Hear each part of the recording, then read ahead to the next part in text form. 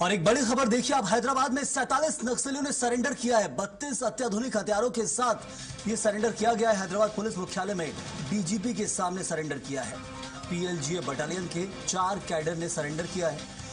Dandakaranya special zonal committee के 27 माओवादी cadre इसमें शामिल है। दक्षिण बस्तर डिविजनल कमेटी के 16 माओवादियों का सरेंडर।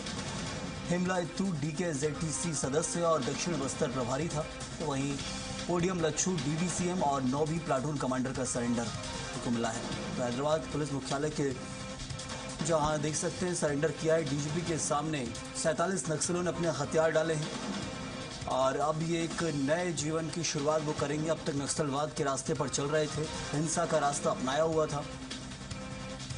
यूं तो नक्सलवाद की डेडलाइन 31 मार्च देश भर में थी, लेकिन उसके बाद भी जो मांग में नक्सली छुपे हुए थे वो अब निकलकर सरेंडर कर रहे हैं, क्योंकि अब सरेंडर का समय भी निकल चुका है। ये भी यदि कहें तो गलत नहीं होगा, लेकिन आप समझिए यदि वो खुद सामने से आकर अपनी जान की भीख मांगते हैं, हथियार सौंप देते हैं, हथियार डाल देते हैं और जिंदगी चाहते हैं, तो कोई उन्हें मार नहीं सकता है। और हिंसा का रास्ता हिंसा नहीं हो सकता। हिंसा के खिलाफ का जो रास्ता है वो भी हिंसा नहीं है। इसलिए ये नहीं कि तारीख निकल गई, डेडलाइन खत्म हो गई तो उन्हें मार दिया जाएगा। यदि वो खुद अपने आप आते हैं निकल कर सामने तो सरेंडर स्वीकार है।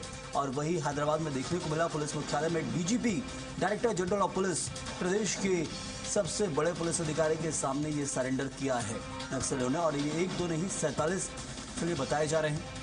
तो वहीं 27 इसमें से दंडकारण स्पेशल जोनल कमेटी के सदस्य हैं। और चलिए हमारे साथ हमारे सहयोगी अनिल राव इस वक्त जुड़े हुए। अनिल, ये एक बड़ी खबर है और साथ में एक बड़ी सफलता भी है। कुछ नक्सली अभी छुपे हुए थे जो अब सरेंडर कर रहे हैं हैदराबाद में। कितनी इनकी संख्या और साथ में क्या ये अब तक पर्याप्त माना जाए कि 47 यदि सरेंडर हुए तो मतलब 47 ही थे और भी हो सकते हैं? जी बिल्कुल, मैं बता दूं कि लगातार जो सुरक्षा बलों के द्वारा चलाया जा रहा था जो अभियान था नक्सल विरोधी अभियान को लेकर, जो बचे जो माओवादी थे वो घबराए हुए थे और वो छत्तीसगढ़ छोड़ के अन्य प्रदेशों में जाकर छुपे हुए थे। अब वो जो बचे माओवादी अपनी जान बचाने के लिए अब अन्य राज्यों में जाकर आत्मसमर्पण कर रहे। बात की जाए तो जो बचे माओवादी में एक बड़ा नाम था हिमला बिज्जा ने अपने पूरे 47 साथियों के साथ में आज जो है हैदराबाद पुलिस मुख्यालय में डीजीपी के समक्ष में 32 अत्याधुनिक हथियारों के साथ में आत्मसमर्पण किया है। और साथ ही साथ बात की जाए तो जो नक्सली सभी नक्सलियों ने हैदराबाद पुलिस मुख्यालय में डीजीपी के सामने आत्मसमर्पण किया, जिसमें बात की जाए तो पीएलजी बटालियन के 4 कैडर हैं और जो दक्षिण बस्तर डिवीजन के जो 16 कैडर है। साथ ही साथ जो दंडकारण स्पेशल जोनल कमेटी के जो है 27 जो सदस्य, सभी सदस्यों ने एक साथ सामूहिक तौर पर हैदराबाद पुलिस मुख्यालय में डीजीपी के सामने आत्मसमर्पण कर दिया है।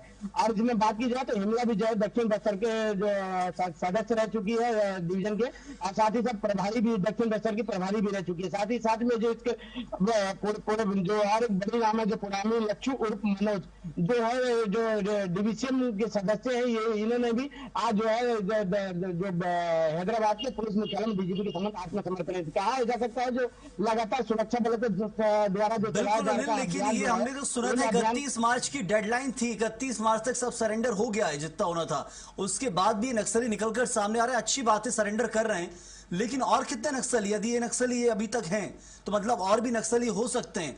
तो फिर ये नक्सलवाद खत्म हो चुका है 31 मार्च को, क्या ये पूरी तरह से पुष्ट ना माना जाए कि ये सही नहीं है बात कहना? जी बिल्कुल, मैं बता दूं कि जो लगातार सुरक्षा बलों के द्वारा जो ऑपरेशन चलाया था, जो बड़े माओवादी थे या तो बड़े माओवादी को मार गिराया गया और जो बचे माओवादी थे उन्होंने आत्मसमर्पण कर दिया। उनमें से कुछ जो बचे माओवादी थे उन्होंने जो तय डेडलाइन से पहले आत्मसमर्पण नहीं किया। बचे माओवादी में एक डर था कि सुरक्षा बलों द्वारा जो चलाया जा रहा ऑपरेशन है उसमें मार गिराया जाएगा, जिसे लेकर ये जो बचे माओवादी में एक बड़ा नाम था हिमला बिज्जा, ये अपने 47 साथियों के साथ में छत्तीसगढ़ से बाहर निकलकर ये तेलंगाना में जाकर छुपे हुए थे। अब ये जो बचे माओवादी को पूरा स्पष्ट हो गया कि अब छत्तीसगढ़ में बस्तर में कोई भी माओवाद संगठन का लीडर नहीं बचा हुआ है। ऐसे में इनके पास एक ही विकल्प था, आत्मसमर्पण करे और सरकार की पुनर्स्थिति का लाभ ले। तो उन्होंने आत्मसमर्पण की राह चुनी और हैदराबाद में पुलिस मुख्यालय के सामने पुलिस जो डीजीपी है, डीजीपी के समक्ष में आत्मसमर्पण किया और 32 अत्याधुनिक हथियारों के साथ आत्मसमर्पण किया।